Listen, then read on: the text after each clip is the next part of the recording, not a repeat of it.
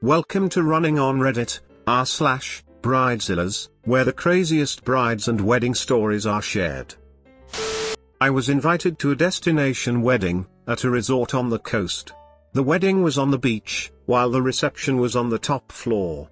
Most guests were renting rooms at the hotel as well, and the hotel had a 2-night minimum stay. Maybe 100 people total.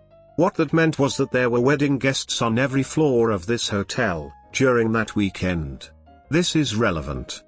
At the bachelorette party the previous weekend, the bride-to-be became so drunk that she leaned on a hot barbecue grill in nothing but swimsuit bottoms, which melted and continued to burn her, after she realized her mistake.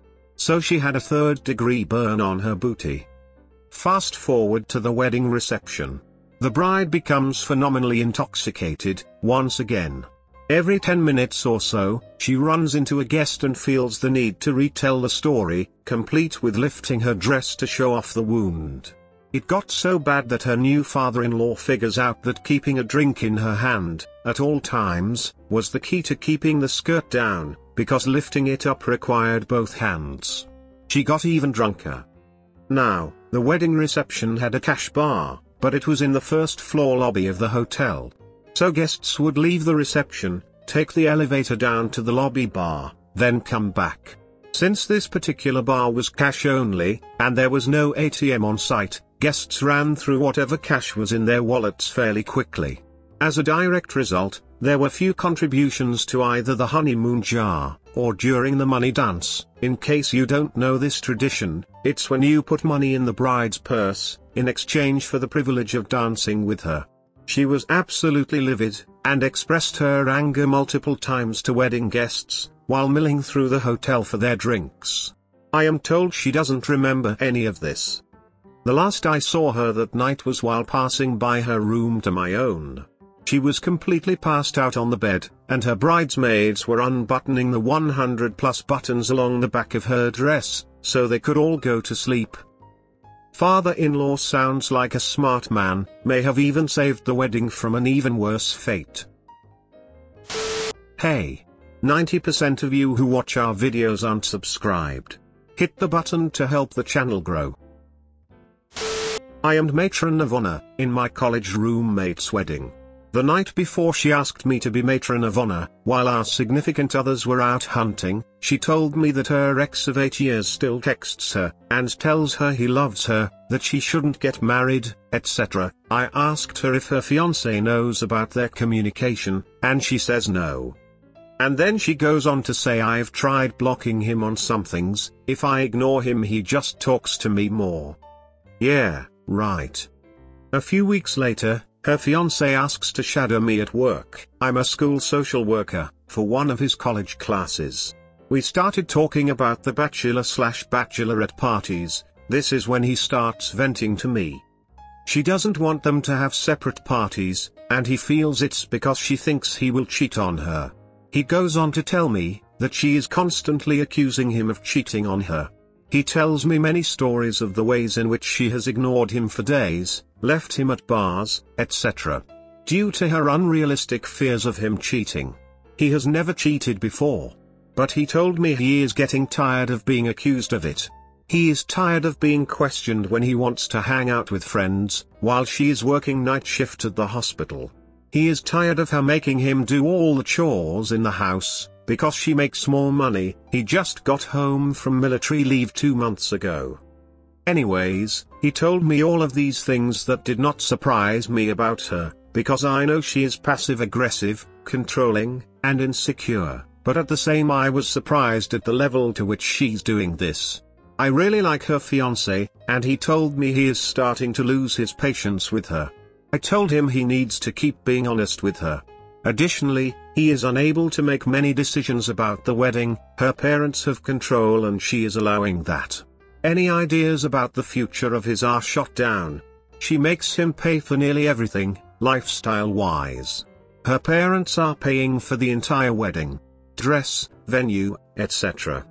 But, anyways, I could go on forever. This all makes me realize how entitled, spoiled, passive-aggressive and etc. she is. It is making me question my friendship, whether or not I can make it through this wedding. Plus, let's not forget the fact that she's accusing her fiancé of cheating, while she herself is secretly texting her ex-boyfriend of 8 years. My husband says he thinks if the fiancé found out, their wedding would be over. Help. Am I overreacting? It would be horrible if the fiancé found out about those communications. Would truly be a shame. I need a wedding photographer.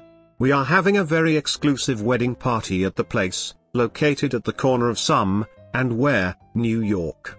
It will happen on Saturday, April 9th, that is next week, so we are in a rush. It is a full-day wedding. You will have to be there before 11 a.m. The affair will go on until 1 a.m. You don't have to stay that late, probably after the cake is cut, if we are done with all the family portraits, but still be prepared for a long day. We need you to spend some time with the bride at the hotel. Before everything starts, the bride will be getting ready at the Condor Hotel in Brooklyn. We will provide the list of addresses. You must have a car, and be on time. Please, if you are an amateur, don't apply. We need a good photographer. The limo will pick up the bride around 10:30 a.m., so if you can be at the hotel around 9:30, it will work. It will be no vendors eating during the event, at the bride's request. Sorry about that. But you can get a spot for $150, choices are filet mignon, salmon, and chicken breast. If you don't want to pay, make sure you have a good breakfast. Once we start, we will not stop. We will need a copy of the raw pictures in a flash drive. This is a non-pay event, so if you reply, you accept the terms. We already spent enough on the videographer. Send me a link to previous weddings to be considered, and references. You have to own your car, no rental to avoid hassle. We will reimburse you for tolls. Thank you. Maybe the photographer and the videographer can split a meal at the wedding. Hopefully the videographer is getting paid enough to at least cover that much. So, I've got some stories.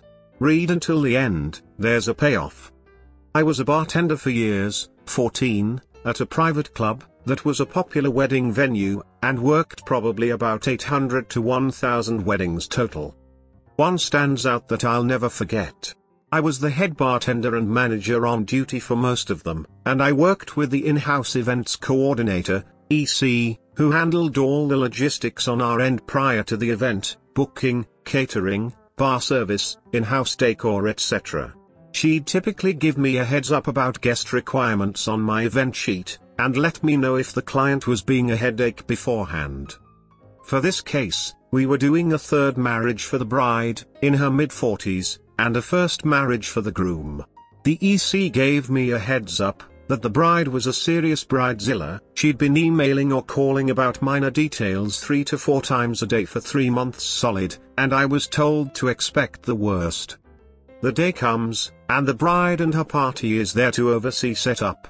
A few hours before the wedding, not out of the ordinary, and everything is running smoothly, until the flowers arrive. Floral is not our domain, arranged privately, and she freaks out because it's not exactly what she ordered.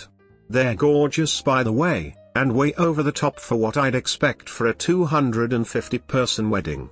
I have to calm her down and use my standard lines: no one is here to celebrate flowers, they're here to celebrate you, etc.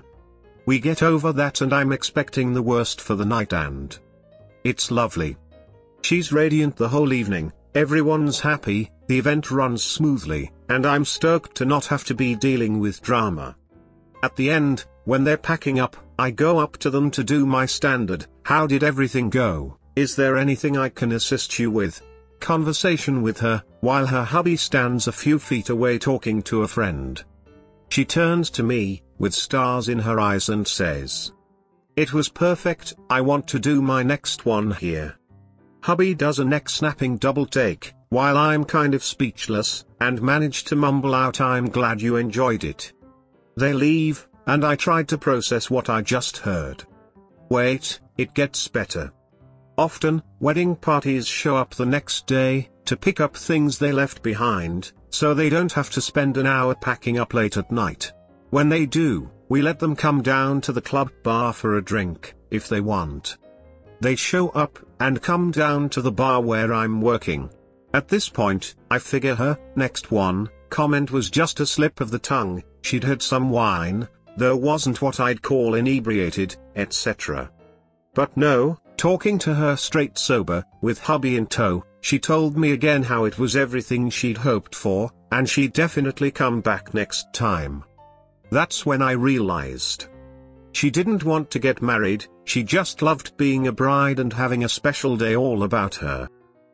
Surprised the groom's head didn't spin all the way around, might have put him out of his misery sooner.